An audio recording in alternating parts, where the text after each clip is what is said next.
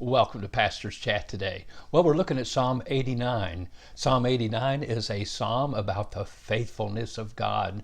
We're not sure exactly who the writer is. The title attributes to a man named Ethan, but it's possible that someone used his name as they wrote this beautiful psalm about God's faithfulness after the people of Israel had been taken into captivity.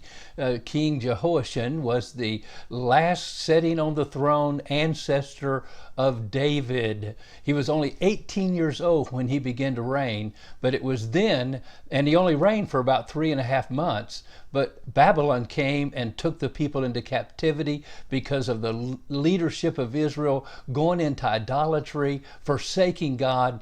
And you read the book of Ezekiel, you read the details of this as he is one who is in captivity, looking back over what God did to the nation because of their unfaithfulness to him. Yet God is still faithful. And so we find in the first 19 verses, as even now, Ethan, or the writer, looks back and he says that God is faithful to his character. It never changes. But God is also faithful to his covenant. And he brings up David and the covenant that God made with him. And we've already looked at that the last couple days. But now today we're going to look at verses 39 through 45. And this speaks about God is faithful to his chastening.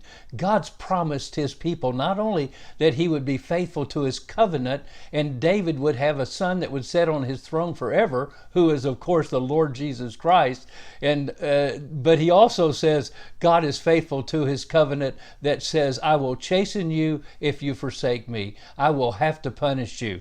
And so he says in verse 30, well, let's go back to verse 38. But you have cast off and abhorred. You've been furious with your anointed. So now Ethan is again speaking after God's been speaking about his anointed David. And now Ethan, or the writer, says, you have renounced the covenant of your servant. You have profaned his crown by casting it to the ground.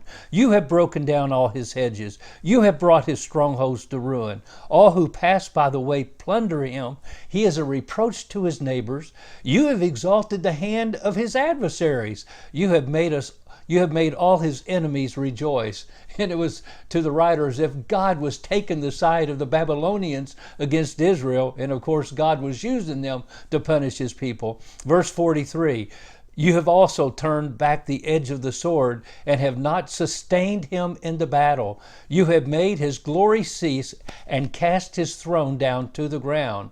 The covenant God made with David, the throne, now has been cast down to the ground. And verse 45 is probably a direct reference to Jehoiakim, this last ancestor of David, to sit on the throne just before the captivity. And he was taken into captivity, and he sat in a prison, I think, for 36 years.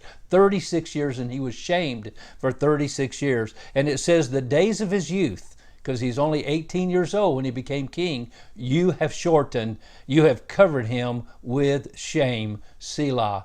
And so the writer here said, God, you're faithful to your character, you're faithful to your covenant, but you're also faithful to chasten us when we do wrong, and we need it. Matter of fact, it reminds me of Hebrews chapter 12, verse 5. And you have forgotten the exhortation which speaks to you as to sons. And he says to us, my son, do not despise the chastening of the Lord, nor be discouraged when you are rebuked by him.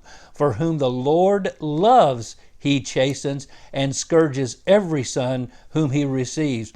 And if you endure chastening, God deals with you as with sons. For what son is there whom a father does not chasten? But if you are without chastening, of which all have become partakers, then you are illegitimate and not sons. And so it's very clear, my friend, one of the great proofs that you are a child of God and you're in the family of God is that he will chasten you when you step out of line, when you forsake his word, when you start going your own way and you turn your back on God. He loves you.